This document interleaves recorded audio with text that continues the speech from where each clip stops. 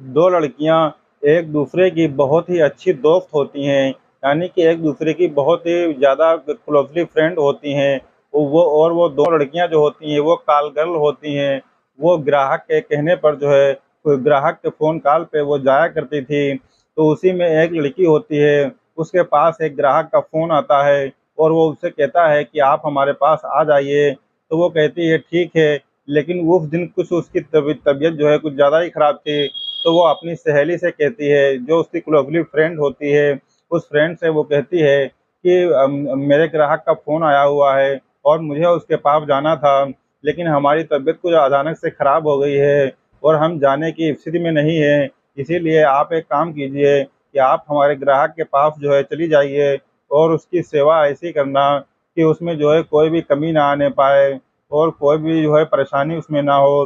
तो क्योंकि मामला जो है उसकी सहेली का था, तो इसीलिए जो है वो इस बात को बहुत ही गंभीरता से लेती है और उस ग्राहक के पास जा कर के उसकी जो है खूब अच्छे से सेवा करती है और उस सेवा के बदले में उसको बहुत ही अच्छी खासी रकम मिलती है। जब उसको बहुत ही अच्छी रकम मिलती है, तो वो सोच में पड़ जाती है कि ये जिस काम के लिए मैं आई थी, मुझको तो इस बात का अंदाज़ा भी नहीं था कि जिस काम के लिए मैं आई थी, उसके लिए मुझे इतने पैसे दिए जाएँगे। उसके बाद वो उसकी जो है इतनी अच्छे से सेवा करती है कि अपनी जो सहेली होती है, उस सहेली का जो है पत्ता ही साफ कर देती है और बार-बार वही उसके कस्टमर के पास जाया करती थी। तो इससे जब वो उस उसकी सहेली को इस बात का पता चलता है, तो उन दोनों में बहुत ही ज़्यादा कहासुनी हो जाती है और कहासुनी इतनी ज़्यादा बढ़ जाती है कि दोनों लोगों में जो है आपस में जो है झगड़ा होने लगता है और दोनों आपस में एक-दूसरे के ऊपर ऐंठते हैं। एक दूसरे पर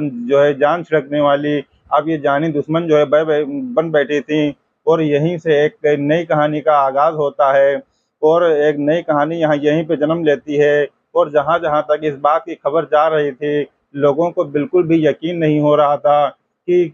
एक दूसरे के ऊपर जान छिड़कने वाली ये सहेलियाँ, ये एक दूसरे की दुश्मन जो है कैसे बन सकती हैं। वाक़ई आज की कहानी जो है बड़ी ही दिलचस्प है और बड़ी ही अजीबो-गरीब है। दोस्तों मैं शादाब खान, अस्सलाम वालेकुम, नमस्कार। दोस्तों अगर आप हमारे चैनल पर नए हैं तो प्लीज़ हमारे चैनल को सब्सक्राइब कर लीजिएगा और लाइक कीजिएगा और कमेंट बॉक्स में अपनी राय ज़रूर रखिएगा।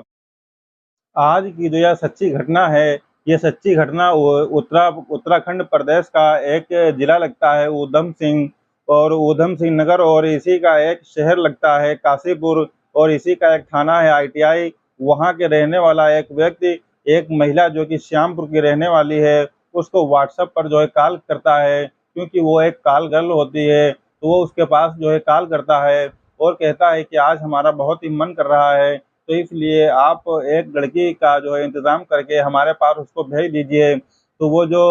हेड होती है उसकी, तो वो जो है पहले तो इस बात की तस्दीक करती है कि जो ये कॉल करने वाला है, ये वाक़ई में कोई सही आदमी है या फिर कोई ऐसा-वैसा आदमी है। जब उसकी तस्दीक पूरी हो जाती है, तो उसने कहा कि जो है तुम्हें कुछ पैसे एडवांस भी देने पड़ेंगे। तो वो लड़का जो होता है, वो तैयार हो जाता है और कहता है कि ठीक है, मुझे इस बात से कोई ऐतराज़ नहीं है। मैं जो है पैसे एडवांस में दे दूँगा, लेकिन इसके लिए पहले आपको जो है मुझे लड़की दिखानी पड़ेगी। तो वो कहती है कि ठीक है, मैं आपको जो है कुछ फ़ोटोग्राफ्स जो है भेज रही हूँ, आप उसमें से जो है एक फ़ोटोग्राफ जो है सेलेक्ट कर लीजिएगा और जिस फ़ोटोग्राफ्स को आप सेलेक्ट करेंगे, उसकी रकम आपको बता दी जाएगी। तो वो कहता है कि ठीक है, इसी दौरान जो है उसको तकरीबन जो है तो वो पहले तो ये पूछती है कि जो है आपको पार्ट टाइम के लिए मतलब जो है आधे दिन के लिए जो है आधी रात के लिए जो है लड़की चाहिए या पूरी रात के लिए लड़की चाहिए। तो वो कहता है कि हमको पूरी रात के लिए एक लड़की चाहिए। तो वो कहती है कि ठीक है और उसके बाद वो उसके नंबर पर उसके व्हाट्सएप पर 15 फ़ोटोग्राफ्स लड़कियों के जो है भेजती है और उससे कहती है कि आप इसमें से जो है कोई सेलेक्ट कर लीजिए और उसकी रकम आपको बता दी जाएगी। तो वो उन 15 फ़ोटोग्राफ्स को देखता है और देखने के बाद उसमें से उसको कोई भी पसंद नहीं आती है और उसके बाद वो सारे के सारे फ़ोटो डिलीट कर देता है और उस मैडम से कहता है कि अगर आपके पास इससे भी कोई सुंदर लड़की हो, तो उसका फ़ोटो डाल दीजिए, वरना जो है रहने दीजिए। तभी वो कहती है कि ठीक है, अगर आपको इसमें से कोई पसंद नहीं है, तो हम आपको कुछ और लड़कियों के फ़ोटो भेज रहे हैं। अगर उसमें से कोई पसंद आए, तो उसमें जो है बता देना, हम उसकी रकम आपको बता देंगे। उसके बाद वो जो मैडम होती हैं वो 5 फ़ोटोग्राफ्स और उसके पास भेजती हैं, तो उन 5 फ़ोटोग्राफ्स में से एक फ़ोटोग्राफ उसको जो है पसंद आ जाता है, जो बहुत ही सुंदर लड़की होती है, वो जो है उसको पसंद आ जाती है। तो वो उसकी जो है पैसों तो वो जो मैडम होती है, तो वो कहती है कि इसकी डिमांड बहुत ही ज़्यादा है, तो वो कहता है कोई बात नहीं है, हम इस बात को जो है मैनेज कर लेंगे। उसके बाद जो है उसके जितने पैसे बने हुए थे, उसके आधे पैसे जो है एडवांस के रूप में उस लड़की के फ़ोन पे नंबर पर पैसे डाल दिए जाते हैं। उसके बाद उस लड़की को एक रास्ता बताया जाता है कि फलाँ होटल में, फलाँ नंबर कमरे में आपको इतने बजे जो है आना है। तो लड़की कहती है कि ठीक है। उसके बाद वो उसी टाइम पर जो है फलाँ जो है उसमें जो है होटल में और फलाँ कमरे में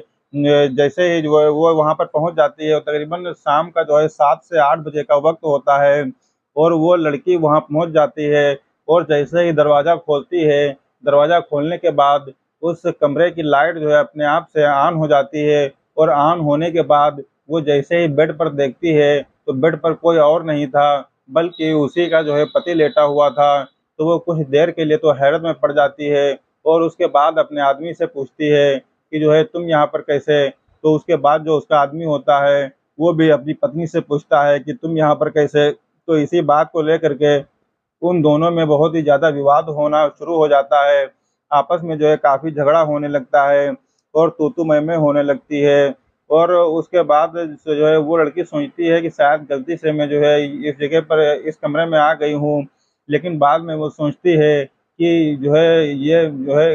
इसी ने जो है हमको बुलाया है और इसके बुलावे पर ही हम आए हैं। तो इसीलिए जो है हमने कोई गलत तो नहीं किया है। हम तो सही कमरे पर और सही बुलावे पर आए हैं। और लड़की के बुलावे पर ही यहाँ पर आए हैं और इसीलिए ये धोखा नहीं था, बिल्कुल जो था वो सही था। महिला के जो है को समझने में ज़रा-सा भी वक़्त नहीं लगता है और वो इतना ज़्यादा उसको गुस्सा आता है कि वो अपने पति के साथ मार-पीट पर उतारू हो जाती है। लेकिन जो उसका पति होता है, वो उसके ऊपर जो है बहुत ही भारी पड़ जाता है और वो उसको मारने लगता है और उसको वो पीटने लगता है और उसी होटल में जब वो उसको मारता-पीटता है तो वो जो उसकी पत्नी होती है, वो बहुत ही ज़्यादा शोर मचाने लगती है और चीखने-चिल्लाने लगती है। इसकी आवाज़ें जब उस कमरे के बाहर निकलती हैं, होटल में अगल-बगल में जो कमरे लेकर के जो रूम बुक करके जो रुके हुए थे, उनके कानों में भी इस बात की आवाज़ पहुँचती है और जो होटल के जो कर्मचारी लोग होते हैं, वो लोग भी जब इस बात को सुनते हैं, तो वो लोग दौड़ करके उस कमरे को खुलवाते हैं और देखते हैं कि जो है ये जो है एक आदमी और एक लड़की ये दोनों लोग जो है आपस में लड़ाई-झगड़ा कर रहे हैं। लेकिन उनको इस बात का बिल्कुल भी अंदाज़ा नहीं होता है कि ये दोनों आपस में एक पति-पत्नी हैं। उनको सिर्फ़ इतना पता था कि इसने जो है एक कॉल गर्ल को बुलाया था और ये वही एक कॉल गर्ल है। और जब इन लोगों में मारपीट होने लगती है, झगड़ा कुछ ज़्यादा ही बढ़ जाता है, तो वो लोग किसी तरीके से जो है इन लोगों को छुड़ा करके वहाँ से जो है बाहर निकाल देते हैं ताकि इनके बीच में जो है कोई भी लड़ाई-झगड़ा ना रह जाए। तब वो अपने घर की जो है पुरानी बातें जो है खोजने लगते हैं और महिला जो होती है वो अपने पति के ऊपर लांछन लगा रही थी और पति जो होता है वो अपनी महिला के ऊपर लांछन लगा रहा था और कह रहा था कि मैंने तुमको जो है रंगे हाथों पकड़ लिया है। तो वहाँ का जो स्टाफ होता है वो लोग समझते हैं कि इनके जो है घर का कोई विवाद है, जो है अब आकर के ये होटल में जो है आ चुका है। तब उन्होंने होटल से जो है बाहर जो है उनको निकाल दिया जाता है और जैसे ही उनको होटल से बाहर निकाला जाता है तो वो जा कर के रोड रोड पर जा कर के लड़ाई-झगड़ा करने लगते हैं और वहाँ पर देखते ही देखते बहुत ही ज़्यादा भीड़ इकट्ठा हो जाती है और इसी बीच वहाँ पर जो है पुलिस भी आ जाती है और पुलिस जब वहाँ पर आ जाती है तो उन दोनों को जो है मियाँ-बीवी को दोनों को गिरफ्तार कर लिया जाता है और गिरफ्तार करके थाने लेकर जाया जाता है और उनसे पूछताछ की जाती है। तो पूछताछ में जो वो आदमी होता है वो बताता है कि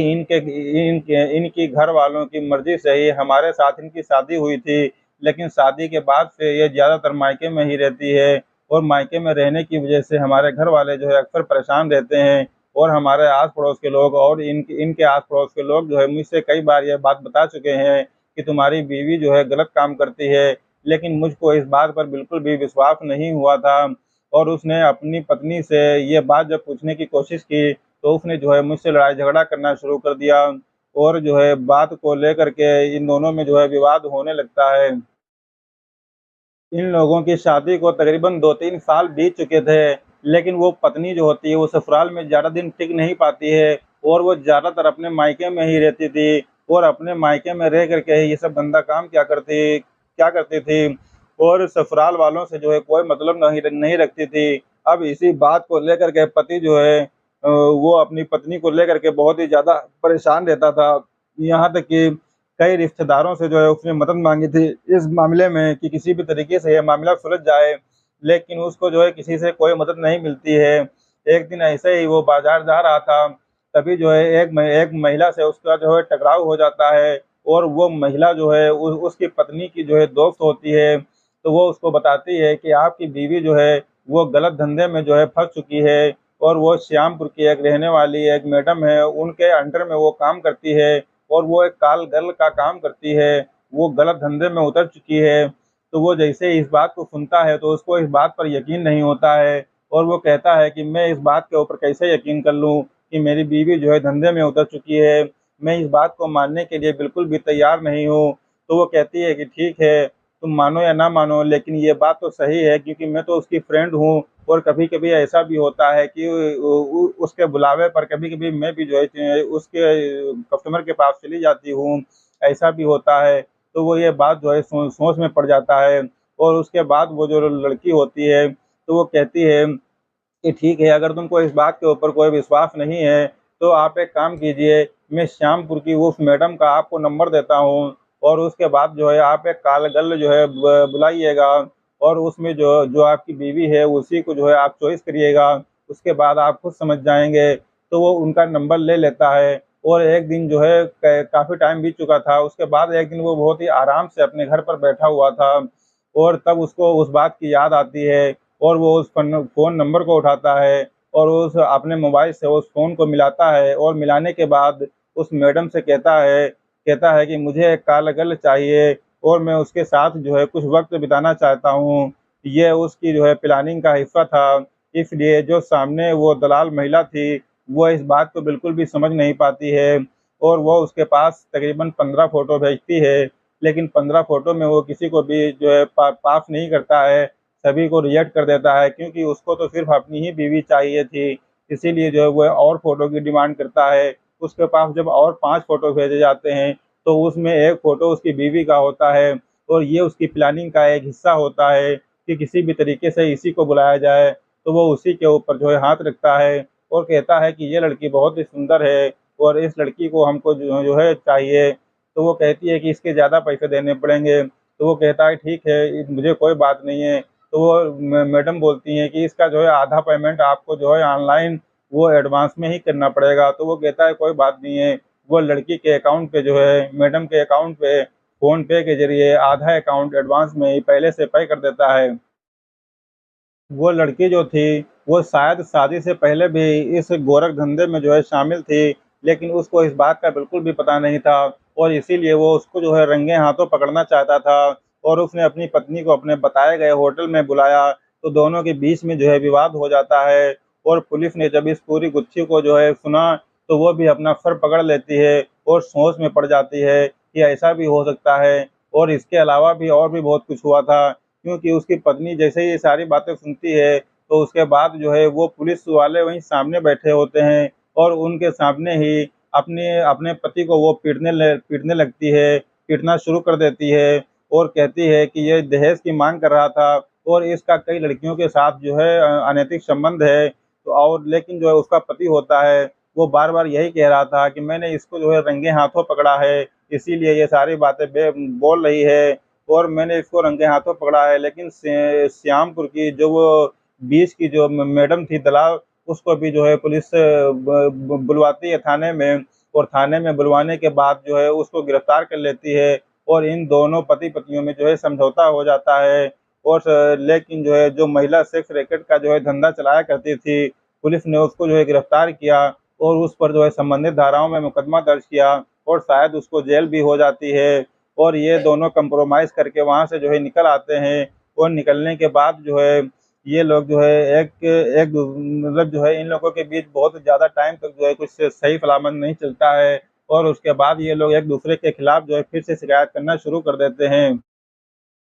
और उस इलाके के जो एसपी होते हैं, वो मीडिया से कहते हैं कि इस पति और पत्नी के बीच इस तरह का जो विवाद उन्होंने अपनी ज़िंदगी में जो है पहले कभी नहीं देखा है। और वो समझ नहीं पा रहे थे कि इसमें जो है किसकी गलती है, और मामले की जाँच-पड़ताल भी जो है कि, और वो कहते हैं कि मामले की जाँच-पड़ताल भी की जाएगी, और जाँच-पड़ताल के बाद क्या होता है, ये तो ख़ैर मीडिया में नहीं आया था। लेकिन जैसे ही ये कहानी अखबारों के ज़रिए से और सोशल मीडिया के ज़रिए से लोगों तक ये पहुँचती है, लोग जो है ये समझ नहीं पा रहे थे, लोग जो है हैरत में पड़ गए थे। इस बात को समझ नहीं पा रहे थे कि आखिरकार एक पति जो है अपनी ही पत्नी को काल गर्ल जो है जानबूझ करके, समझ करके उसको जो है बुलाता है, क्योंकि वो उसको रंगे हाथ जो है पकड़ना चाहता था। लेकिन पत्नी को इस बात का बिल्कुल भी अंदाज़ा नहीं था कि आज जो है उसका ग्राहक कोई और नहीं, बल्कि उसी का पति होगा। दोस्तों, ये कहानी यहीं पर ख़त्म होती है। और ये कहानी आपको कैसी लगी? अगर आपको ये कहानी अच्छी लगी हो तो प्लीज़ जो है लाइक कीजिएगा,